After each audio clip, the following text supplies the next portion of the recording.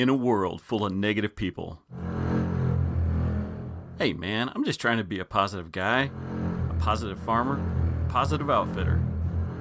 This is a Shark Farmer podcast with your host, Rob Sharkey. Whatever. And welcome again to the Shark Farmer podcast. Hey, I'm your host, Rob Sharkey, and today we're going to go up to Chi-Town, home of the Bears and the Bulls and the Blackhawks. One of my favorite towns, the downtown anyway. All right, and we're going to talk to Corbett Kull. He is the CEO of Tillable. How you doing, Corbett?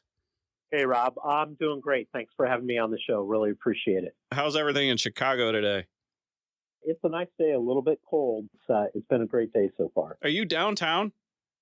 We are. We're in a neighborhood called River North, so just north of the Loop. I think I know the area.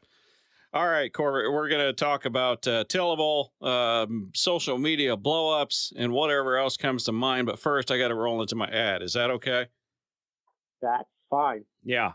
This is an odd ad because it's an advertisement kind of for myself, but this is what happens when you assign agreements and don't really read them. You know what I'm saying? Okay. All right. Today's podcast is brought to you by Shark Farmer TV, coming this spring, maybe in March. I don't know. It's a floating date, as they say, Corbett. It is on Dish Network on RFD TV. It features your favorite. I see there again. See, I don't write these things, and I would not call that your favorite because I don't know what your favorite is. You see, that's a problem with letting other people write your stuff. Am I right? Absolutely. That is the problem. Yeah. Basically, I take like what things that I find interesting off the old social media and the internet, like pictures and videos of farms, and I put them on there and I talk about them. Do you ever watch that Tosh.0? Oh, yeah. Yeah. I pretty much stole his format. That's how I pitched it to him. I want to do Tosh.0 for farmers.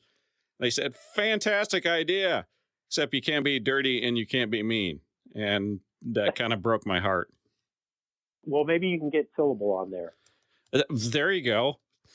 Yes, it is hopefully coming in March. I don't even know. It hasn't even come out yet. And we had shot 13 episodes. And as we were driving back, we thought, well, okay, well, that was fun. Maybe never do anything like that again. And they give a call and they say, hey, guess what? You're doing season 2, even though season 1 isn't even out or got the ad sold. Television's a funny business, Corbett. So I'm told. I've never spent any time on there, but so I'm told. You ever read off a teleprompter? I attempted to once or twice. It's really hard. Thank you.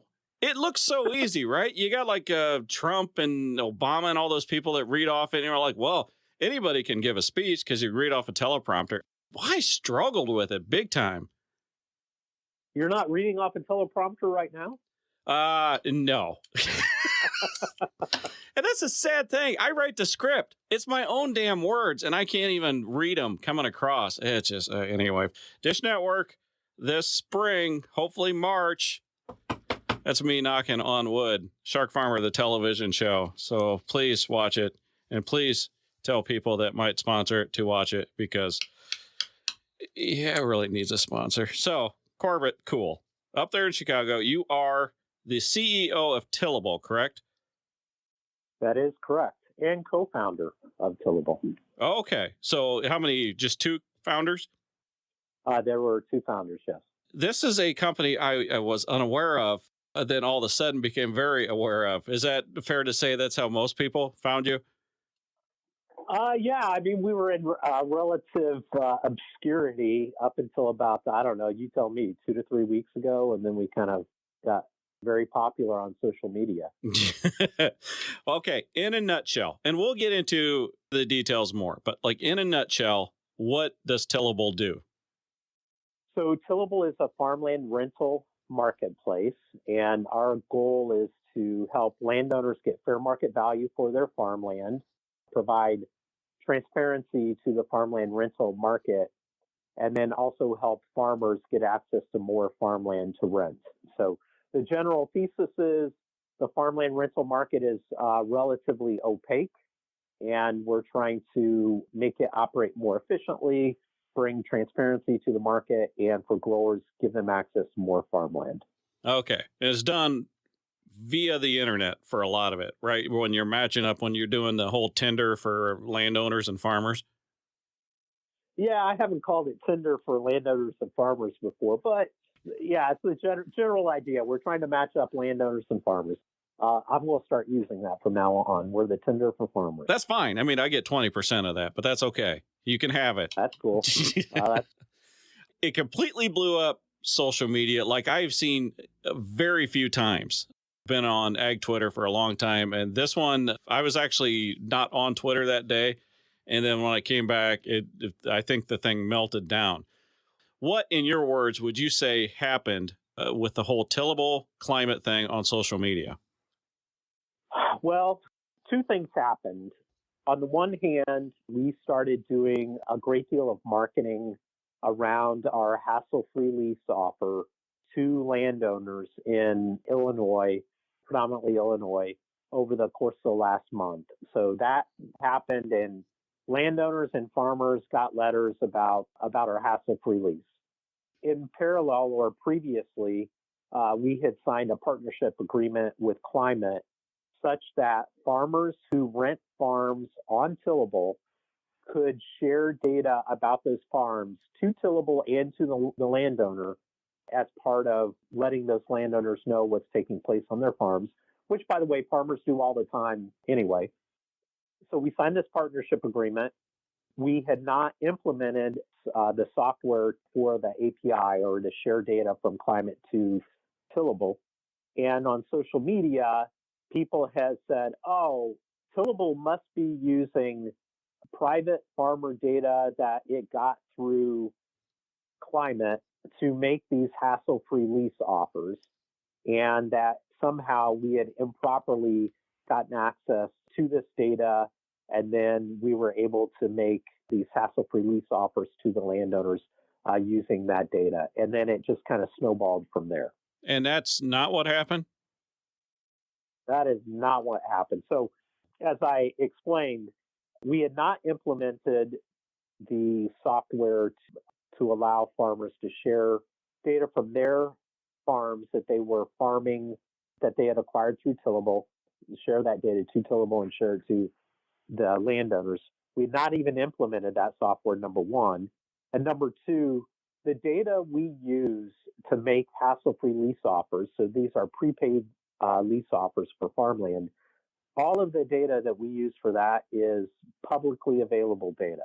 So, what publicly available data do we use? Well, we take the property tax database from the local, tax assessor. We take county level productivity index, the farm productivity index, county average rents. Sometimes we'll look at county average yields, et cetera. And then we do a predicted rent on a farm. Whoa. Okay. That has, that's got trouble written all over it for you. How do you predict what a rent's going to be on a farm when you really don't know much about that farm besides what's turned into the USDA? It's using publicly available data and then predicting what we think fair market value is going to be. I'm not saying, and please understand, I'm not saying the USDA county average rent is accurate data. I'm just telling you, or representative of what that rent would be. I'm just telling you what data we use in the algorithm to predict the rent. I'm not saying I think the USDA county average rent is accurate. So, letters went out. Are you saying how many letters you sent out? Suffice it to say thousands. Okay. All right. You're not new to agriculture. You've been around the block. You had to know. You're sending out letters blindly to landowners trying to rent ground away from the farmers that are already there, that this was not going to sit well with ag. So I have been around agriculture for a while, and I see our, responsibility to the landowner is to help them understand what we think fair market value might be in rent on their farms. So we're trying to provide some level of transparency or additional data to them that they might be able to use whether they want to, rent from Tillable or not rent from Tillable. We're not saying anybody has to rent from Tillable, but or rent to Tillable, but we're just trying to provide transparent information out there to landowners. Okay. So, wonder what these letters look like. Oh, I happen to know because all of my landlords got one. How about that? We did not target your landowners, Sharkey, okay? Uh-huh. You happen to live in the right county, I guess. I suppose, yeah. I've got several different versions. I've got several different questions. My main one was, I've got a farm that I didn't get it all planted this year because it was wet. There's 4 acres I did not get planted. Your proposal came with the amount of acres that I planted this year. That to me confuses me, and that's where I look at it and I'm like, well, they had to get that through climate. Well, we didn't. It's all based upon the parcel boundaries and our calculation of how many tillable acres are based upon that parcel boundary. So I would call that one, dumb luck, but we don't get that data from climate because we didn't get any data from climate. And the next one is from my father-in-law's farm. I will just to put it out there. I pay him $220 per acre. And you have offered him, let's see, it was 306, if I believe. 306. No, I was higher with him. And as we sat down and we did things together, is my father-in-law, right? So he's got vested interest because I'm married to his daughter. We do the math and he was like the one, well, let's take this rent down until like the prices get better. You're significantly higher than a rent that the landlord thought was too high. And then you offer 3 years. So you offer him $104,000 up front, and that's to be paid in 10 days. So if he accepts that, what happens then? Well, if he accepts that, we run diligence on the farm. So we verify the farm ownership. We have one of our team members actually put, boots on the ground of that farm. We inspect the farm, make sure that there's nothing that we're missing on that. And then we'll sign the lease with the landowner, pay the landowner out. And then once that lease is signed with the landowner, we'll put the land on the platform and make a match to find a farmer to rent that ground and to farm that ground for the next few years. Okay, I live in a neighborhood and all farmers talk. We all kind of know it. I put a bid on a farm and I think it was like 205. It wasn't the best farm in the world, and then I get back, no, you were outbid. I'm like, not surprised. And she's like, not by much though. That surprised me. To get $306 an acre in this area, not even the big guys are doing that at this point. So what happens when you give the landlord a check for 3 years up front and then you can't find somebody that's going to take that price? Because I got to imagine it's going to be more than 306 to them because you guys got to make some money. So, I mean, if we're off, I mean, if we make a mistake, we'll lose money on those farms. But, on average, we've been pretty accurate in our predictions. On this particular farm, Sharkey, I'd be happy to dig in on it and look at the specifics of that farm and try to understand what the mistake, if a mistake was made, or maybe rents are higher in that area than what you think. I don't know, but I would have to look at the specifics of that farm to understand. Did we make a mistake on that farm, or is that a good offer? You're going to pay him within 10 days. I think that's what it said, right? You get a check within 10 Correct. days if you say yes, of 3 years worth of rent. The other thing is, in that 10 days, are you going to have the person, the boots on the ground on the farm before you get the check to the landowner? Yes, sir. Okay, that's good. because you were off by 18 acres. You were long 18 acres.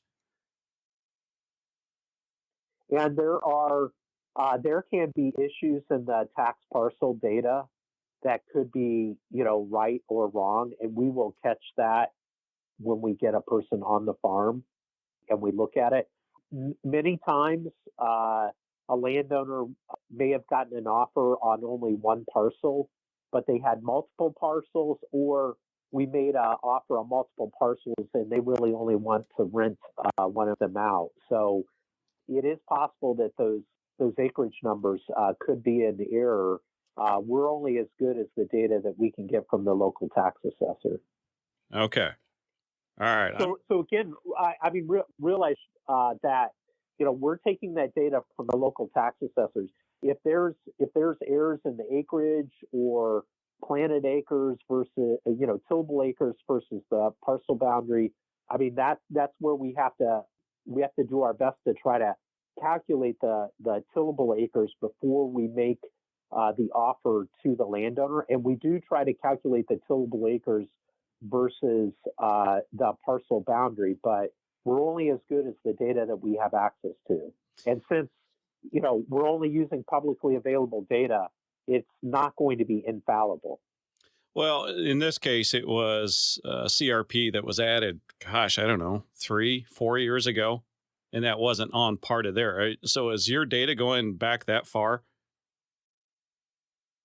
On the tax parcel data, it would be whatever the most recent boundary that the local taxing authority has.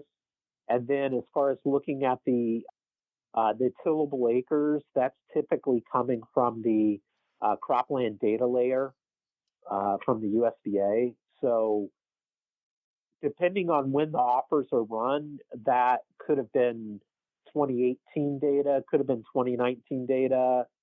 If it was really early in the season, it could have been maybe 2017 data. So, but we're not going to go back. We wouldn't go back before 2017.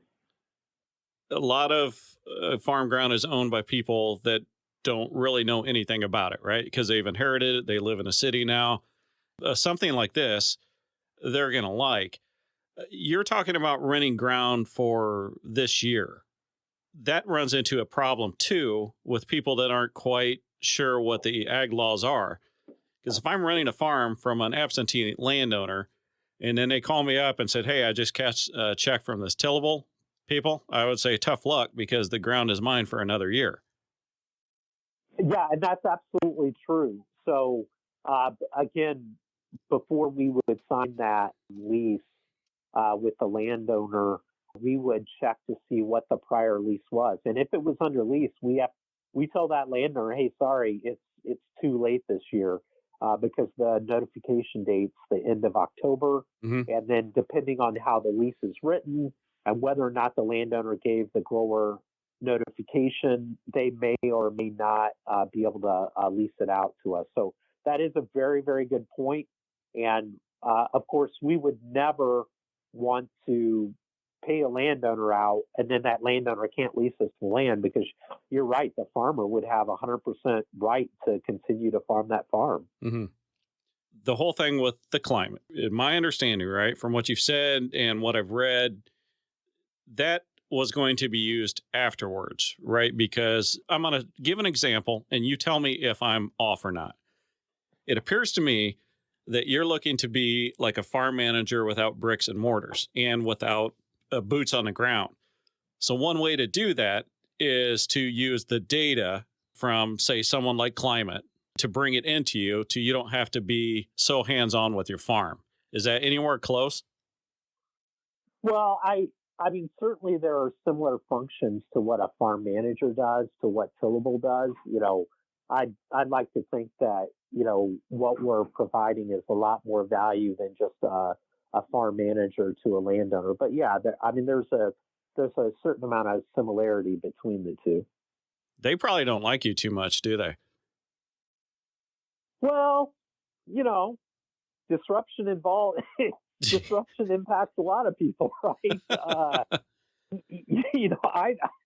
there's probably some other folks in let's say ag talk radio that don't like you too much either, right? What? Who? I want names. Well, you seem kind of disruptive to me, right? I'm giving you the business, right? Because my landlord's got letters. That is you trying to take business away from me. Luckily, Wait a minute. I'm getting a phone call right now. I think it's one of your landowners. Sure it is. Luckily, I've got good relationships with my landlords. A lot of times that's not even an option for the farmer, right? When you have like I said, the absentee that's just, hey, I want my check twice a year, once a year, whatever it is, and doesn't even know what's going on. What happens? Yeah, I mean, ag's a small world. What happens when a farmer comes up to you and said, I no longer am able to farm because you took a landlord away from me?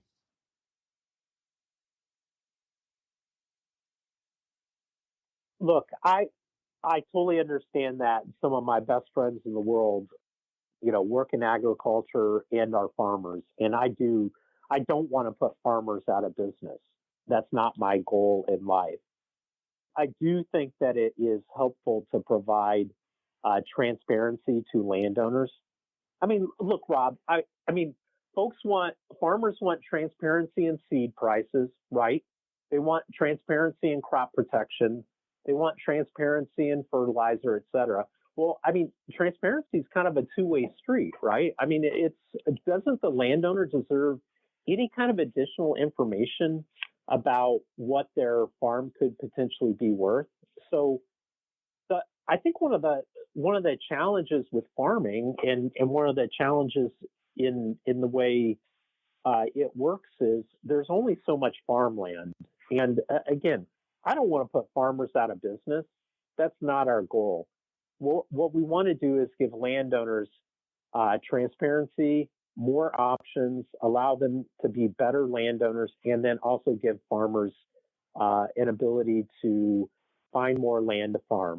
Most of the farmers I talk to, they're looking for more farmland, and it's really hard for farmers to get connected up to landowners. It's a very inefficient process.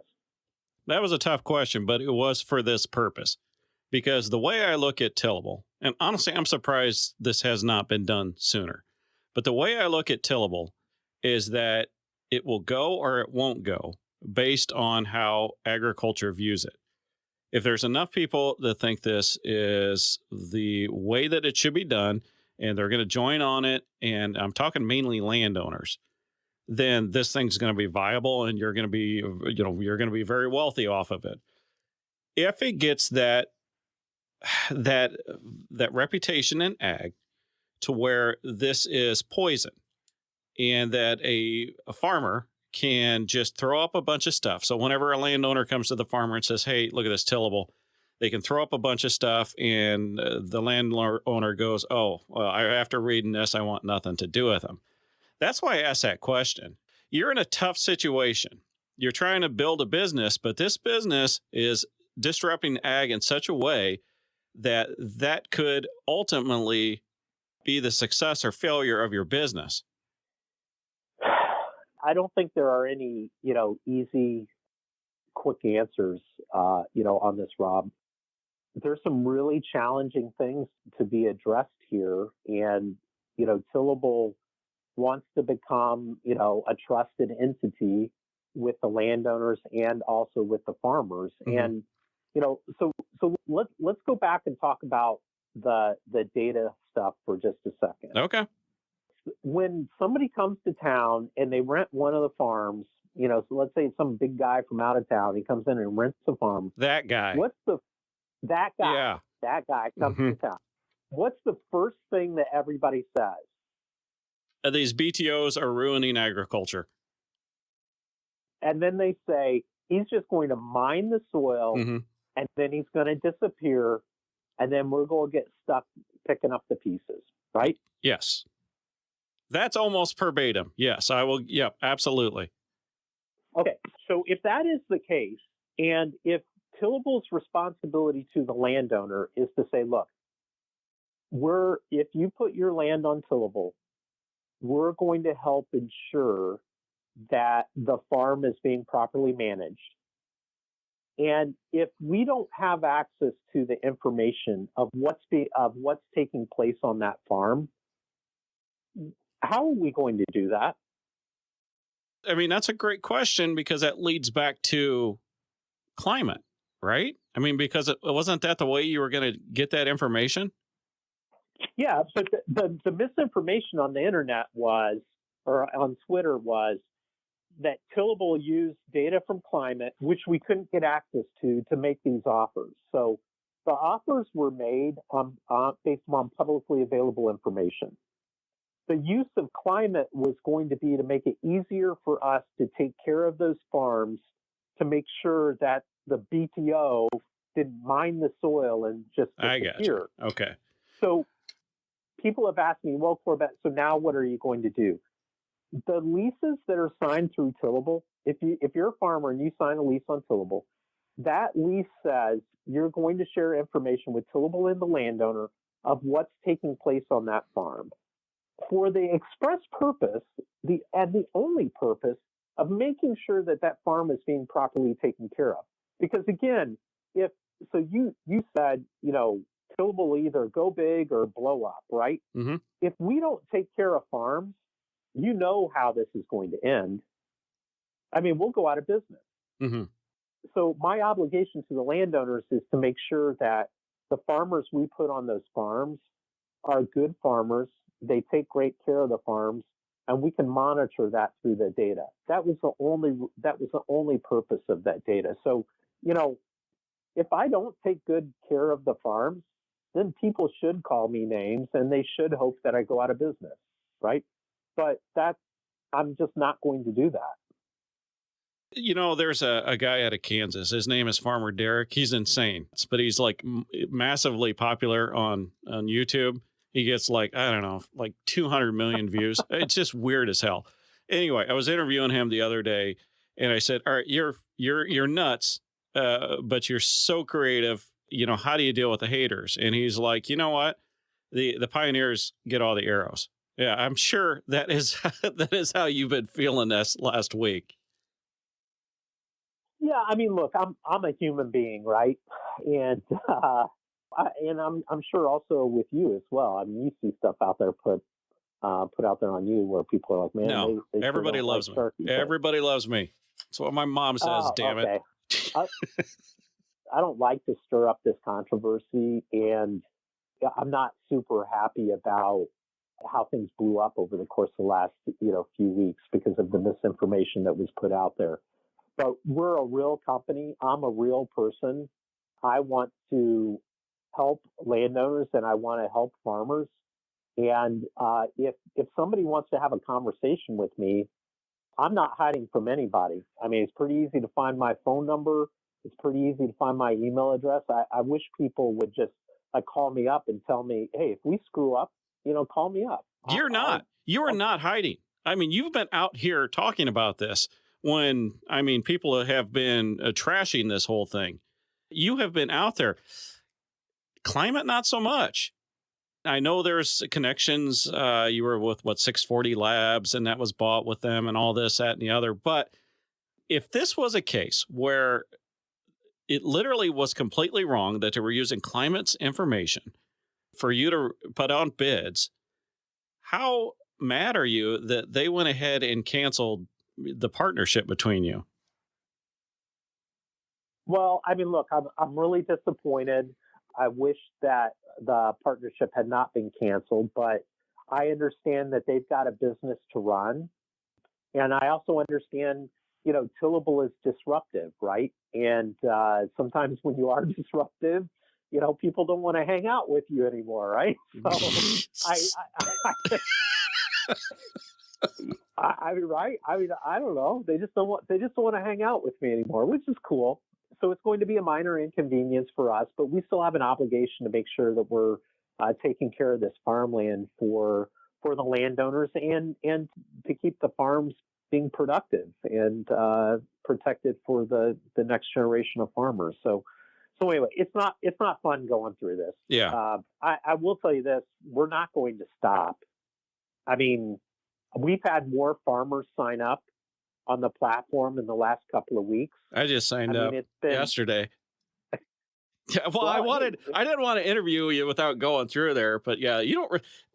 If you got all my landlords got a letter, how come there's no farms? I was like at least going to look at the farms that were up for rent in my area, but I got bupkis. Well, I'll work hard, and maybe we need to do some more direct mail in your area. I think we're good. That's fine. Did Climate lose 25% of their business in 2 days? It's hard for me to speak for Climate. I have a hard time believing that that's the case. Okay. I didn't think you'd answer that, but I thought I'd ask it anyway. Why, have you heard that? I mean, that's the rumor. I don't know. You know what rumors are, so I don't know. I don't know if there's any truth to that or not, but I read it on Twitter, so I'm assuming that it's true. Do you use Climate? I do. I am reconsidering it. I mean, to be honest with you, I did. I've called my seed rep too, and I was very unhappy when all of my landlords got these letters because I felt targeted. I felt that the bids were way too high, above break even. This has not been fun for me. But you have to admit, Climate's a pretty good product, though, right? So is Farmer's Edge. Well, I don't know. I mean, I think Climate's pretty good. But, so is Farmer's Edge. Maybe I should go and do a partnership relationship with Farmer's Edge. You can. For anybody wondering out there, we had 2 wonderful years with them. The contract ended with the advertising. I mean, we couldn't do any more ads with them. We had pounded that horse into the ground. So very good relationship with Farmer's Edge. But no, I do not have them for an advertiser anymore. But they worked just fine. They worked in a lot of cases. They were better than Climate. Climate had some things. The software was better, but I mean, Climate is not the only dog in the hunt, which is probably good for you. Yeah, no, I mean, yeah, for sure. Again, I just go back to, I think growers should want to share information with their landowners to build that relationship. Unfortunately, there's a lot of landowners that they don't get information from their farmer. They're kind of left in the dark. And we just believe that information should be shared with the landowners so that they know how the farm is being managed. I've come at you with this. I didn't hold back questions. And I will say you did fine. Let's end this on a nicer note, right? Because like you said, We're all humans in that. Okay. So you're up there in Chicago. Tell us something fun about yourself that does not involve agriculture. I've got 2 dogs. What kind? A Labradoodle and a Bernedoodle. And come on. I swear the Bernedoodle is like absolutely crazy. But anyway, the Labradoodle doesn't shed hair, though. Those are nice dogs. Yeah, the Labradoodle's smart. The Bernedoodle, I don't know. I think the jury's out on that dog. I don't even know what that is. I couldn't even tell you. You know what a Bernese Mountain Dog is? I'd have to Google it. Kind of black and brown and white. Okay. And that's kind of like mixed with the doodle.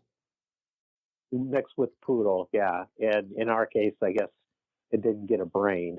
Okay. So I went out. This is another thing with the closest field is in Henry, Illinois. It's got timber on it.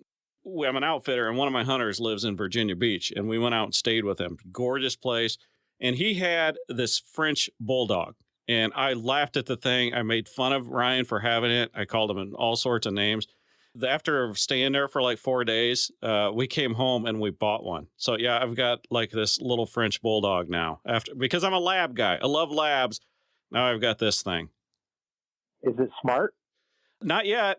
Well, it's still a puppy. We'll see. Yeah, those are very cute dogs. I think they're pretty adorable.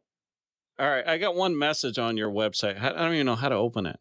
It says you got one new message. Is that the little guy on the bottom right? Oh, that's the chat bot. Oh, it is. It says, welcome to Tillable. Got questions for us? Oh, I'll light there that you go. sucker up, won't I? Oh, great. I better warn the team that you're on there now. Oh, boy. Is there anything else you want people to know about Tillable?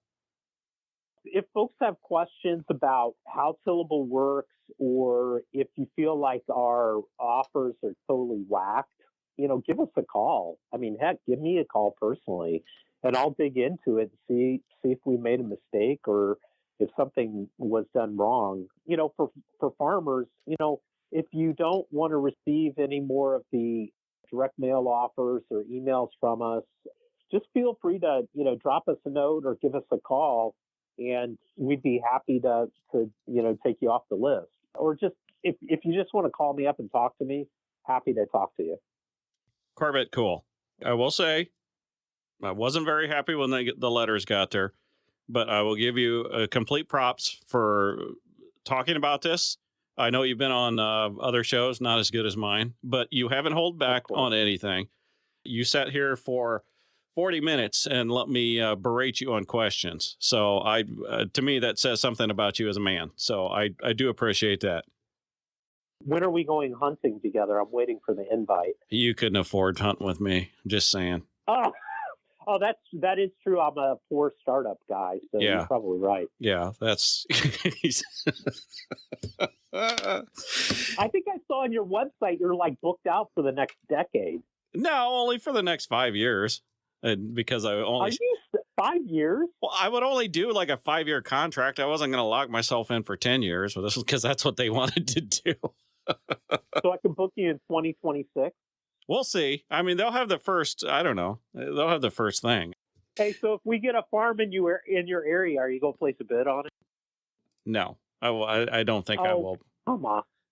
Come on. No, like I said, as a person, I have been impressed with how you've handled this. I don't like this because you were trying to take business away from me. So that's the way I feel. Everybody's got their opinions, and we'll just leave it at that. Welcome to the wonderful world of agriculture, Corbett. Thank you. Yes. I appreciate the time today. Yeah, I do appreciate you letting me ask whatever I wanted to. And I will say there was no restrictions on this. And I told you I was going to come after you. And you said, bring it. I've got nothing to hide. So I would say you've answered a lot of questions. If people don't like Tillable, they're not going to like Tillable. If they do, they do. I mean, that's pretty much life, isn't it? It sure is. Yeah. So next time we're at a show together or something, let's grab a beer. Yeah, okay, there again, I don't think you can afford me on that. I have to pay you to drink with me? Well, yeah. What a sellout. Corbett, man.